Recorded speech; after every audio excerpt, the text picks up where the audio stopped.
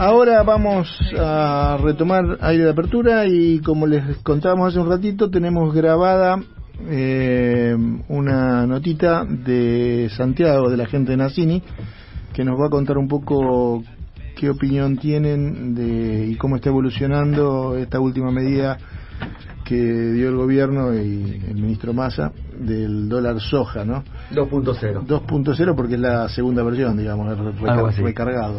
Algo así. O sea, es la segunda vez que va a ser por única vez. Es la segunda. Y bueno, pasan por cosas. Ahora. Pasan cosas y por ahí tenemos que apelar a este tipo de herramientas para... En definitiva, bueno... paliar la situación, Rodolfo. El problema económico lo venimos charlando en todos los programas y esto seguramente va a ser un poco más de lo mismo, pero ya sabemos que están haciendo esto para tratar de llegar a la próxima cosecha, que entren los dólares.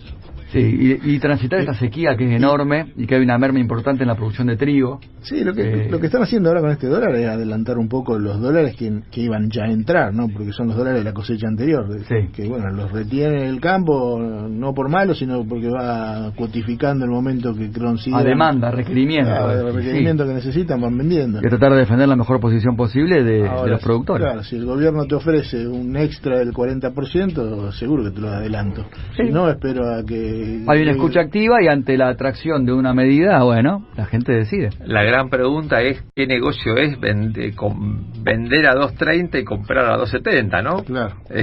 La necesidad sola, que es un poco superadora a la anterior instancia y que esto me puede servir un poco más, pero claro, pero ¿por qué no decir, bueno, el dólar vale 2.30 para todos y dejamos de perder plata a fortunas? O dejamos de ponerle nombre, el dólar Qatar, el dólar soja, el dólar... Bueno, escuchemos a Santiago. A ver vamos a escuchar a que saben. ¿Qué nos dice? A ver qué nos dice. Y después Nico, pasanos la radio. Auspicia aire de apertura Nassini Sociedad Anónima. En Nassini vas a encontrar profesionales preparados para dar soluciones financieras personalizadas según cada necesidad. Te esperamos en Córdoba 1060, primer piso. Redescubrí las inversiones. Buenas, ¿cómo andan? Hoy voy a hablar un poquito de lo que es el dólar soja, la implementación del dólar soja, cuáles son los motivos por el cual el gobierno vuelve a aplicar esta medida y qué implicancias tiene a futuro, y también bueno, los resultados de los primeros días de la semana, de esta semana en la que fue implementado.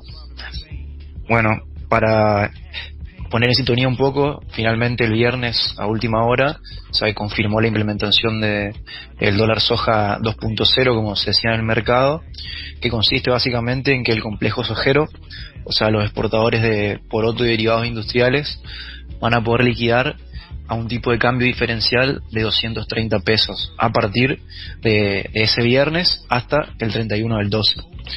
Básicamente este nuevo dólar soja equivale en términos reales a los 200 pesos de la primera edición del programa, y también es un guiño adicional para el sector, una especie de guiño adicional, en el cual el gobierno adelantó el fin de la retención extraordinaria a la harina y aceite de soja al 1 de diciembre desde fin de año. De esta manera, la alícuota de los derechos de exportación de ambos productos se restablece en un 31%, mientras que el poroto de soja continúa con el 33%. Dentro de lo más importante que motivó el regreso del dólar soja es que luego del fin de el primer programa de incentivo exportador, el Banco Central volvió a su programación habitual de ventas en el mercado, o sea, vía MULC, y el saldo negativo desde el 3 del 10 llegó a una cifra de 1.549 millones de dólares. Esto significa que el Banco Central se desprendió básicamente del 31% de lo que había acumulado, es decir, había cosechado durante el dólar soja 1.0, o sea, la primera versión, en el plazo menor a 2 meses. O sea, una situación bastante complicada. Y tampoco la implementación del sistema de importaciones CIRA, que era un poco más restrictivo a partir del 17 de noviembre, frenó como se fueron agotando y deteriorando las reservas del Banco Central. A partir de eso también la magnitud de las compras, o sea el volumen de compras de títulos que fue realizando el Banco Central fue aumentando, y también las compras de reserva del Banco Central fue disminuyendo debido a este contexto. Además, si también excluimos el periodo del esquema soja previo, hay que remontarse mucho tiempo atrás para volver a encontrar un balance positivo superior a los 50 millones, que fue el último el 22 de agosto. Como consecuencia de esto, a partir de ventas que excedían la magnitud de las compras, obviamente la tendencia era a ir perdiendo reservas, y bueno, justamente esto fue lo que motivó la implementación del nuevo dólar soja 2.0. Aparte de las dudas si las reservas netas, el stock de reservas netas cercano a los 4.100 millones de dólares va a alcanzar para llegar a la próxima cosecha, empezaron a aumentar, es decir, cada vez se dudaba más si realmente el stock de reservas iba a aguantar hasta ese periodo, y también preocupaba la escasa oferta que había en el MULC, y que va a seguir ponderando en los próximos meses, porque el fenómeno de la Niña afectó gran parte de la cosecha fina, especialmente el caso del trigo. Así que en términos de números se estima que alrededor de 3.700 millones de dólares menos en diciembre y marzo van a ingresar por el impacto de la sequía.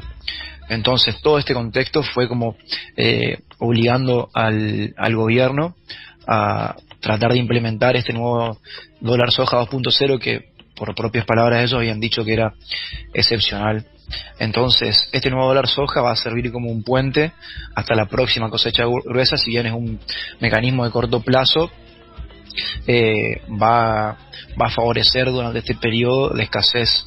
Aparte, también, según el último reporte de la Bolsa de Comercio Rosario, es la siembra más difícil e incierta de los últimos 12 años.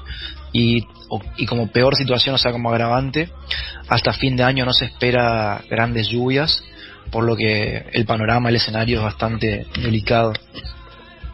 Bueno, una de las preguntas que surge es si va a ser suficiente incentivo para que los exportadores puedan liquidar, y con este nuevo tipo de cambio el exportador básicamente percibe un dólar de 154 pesos, es decir, se restan 76 pesos, que son el 33% de retención, y representa, con respecto al dólar soja 1.0, una mejora de 43 pesos, aproximadamente el 39%, siempre tomando en cuenta el dólar del viernes pasado cuando se anunció. Si miramos también la cuenta en términos de dólar billete, el sojero va a recibir un 259 pesos por tonelada vendida, lo cual sube un poco también respecto al dólar soja 1.0. Y bueno, la diferencia de tipo de cambio y precio dejan también un resultado más favorable. De esta forma, obviamente, el sojero tiene un mayor incentivo para poder liquidar, y de esa forma favorecer este contexto que viene bastante pesimista. También en este esquema en particular, con respecto al esquema previo, es más beneficioso para el aceite y la harina de soja, debido a que se van a reducir las retenciones que nombramos.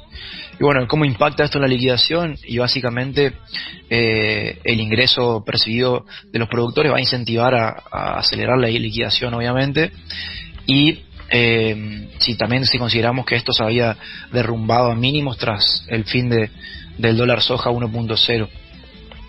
Así que es sumamente importante, sumamente positivo, y pone en contexto también la gravedad no solamente de la cosecha en sí, sino también del deterioro del Banco Central en sus cuentas. El lado B del dólar soja 2.0 sería que en caso de que el agro efectivamente venda 3.000 millones, va a ser una recaudación aproximada de entre 160 170 millones, dependiendo a cuánto se liquide la alícuota del 31%. Y bueno, este monto equivale a un financiamiento adicional entre 75.000 y 85.000 millones, que sería alrededor de 0,1% del PBI con respecto a lo que se liquidó en 2021. Dentro también de otro dato positivo es que el Banco Central probablemente revierta el saldo vendedor que venía trayendo al mercado de cambios. De hecho, eso se vio estos últimos días durante el lunes y el martes. Y también la demanda por importaciones, que obviamente continúa virtualmente restringida. Asimismo, si la autoridad monetaria, o sea, el Banco Central, logra comprar el 65% liquidado, acumularía aproximadamente 1.950 millones. Así que un escenario positivo sería que ese monto se realice específicamente, y también podría haber un escenario súper favorable en el que el Banco Central compre prácticamente la totalidad de lo liquidado, y en ese caso el saldo positivo podría ser aproximadamente 2.850 millones. Pero bueno, obviamente todo esto nada es perfecto y tiene siempre un costo y un lado negativo, y bueno, en este caso en particular el financiamiento extra que tenga que conseguir el fisco y sumar dinero vía reservas para el Banco Central genera un efecto negativo en la economía, como pasó con el dólar soja 1.0. Principalmente las consecuencias van a ser monetarias, en el cual hay un escenario de mucha fragilidad en la deuda en pesos, y también donde vimos las semanas anteriores, y era lo que comentábamos también antes, los dólares financieros empiezan a acelerarse. Entonces, el principal problema va a ser la expansión de la base monetaria, es decir, el factor otros de la base monetaria, que considera las intervenciones y las ganancias y pérdidas en el mercado de futuros y puedas acelerar hasta el 0,3 del PBI, lo cual es bastante complicado. Y si bien son compras que no nos acercan a lo que fueron las realizadas durante junio-julio, alrededor del 1,5 del PBI, esto va a aumentar a medida que las elecciones se acerquen, y bueno, el panorama sigue siendo bastante desalentador. Y bueno, a esta potencial emisión generada por el contexto se le van a sumar más pesos de la mano del dólar soja en diciembre. Entonces la expansión de la base monetaria como principal factor de riesgo va a ser lo más agravante del contexto. Asimismo, hay que tener en cuenta, por ejemplo, el escenario en el que el Banco Central compra el 65% del liquidado. Básicamente va a ser una expansión de 509 millones, o sea, cercano al 0,6 del PBI. Y la verdad que es bastante complicado. Es decir que, simplificando en términos monetarios, el balance del Banco Central va a sufrir un deterioro fuerte, si bien puede acumular reservas, y la expansión de la base monetaria va a tener efectos a futuro, sin duda. ¿Qué otra cosa hay que tener en cuenta? El tema de una calma cambiaria, entre comillas, que bueno, que este financiamiento adicional por retenciones y en mayor medida la acumulación de reservas pueden lograr que a corto plazo se descompriman los dólares financieros, ya sea el CCL, el MEP, pero siempre a corto plazo.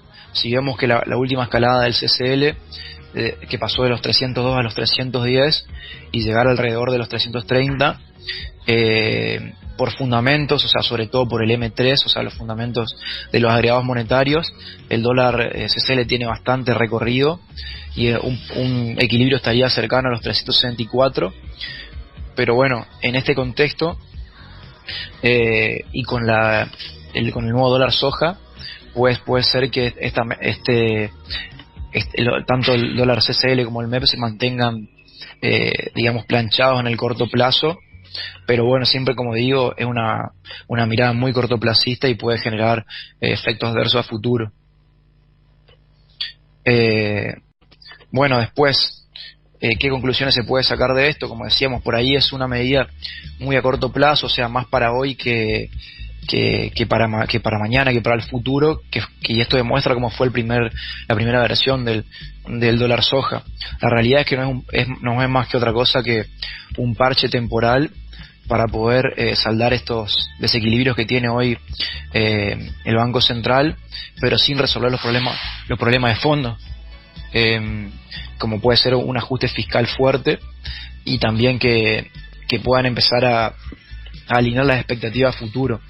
Que bueno, que esto quedó en evidencia con el primer dólar soja, que respondió positivamente con un tipo de cambio más competitivo, pero una vez que ese esquema termina, o sea, finaliza, como es algo excepcional, los incentivos a liquidar siguen siendo los mismos, o sea, siguen siendo nulos, y por ende justifica lo que decimos, ¿no? Que es una medida muy a corto plazo. Aparte también, cada vez más el gobierno, sin realizar un ajuste fiscal fuerte, empieza a generar tipos de cambio múltiples y genera también más presión a futuro sobre la inflación.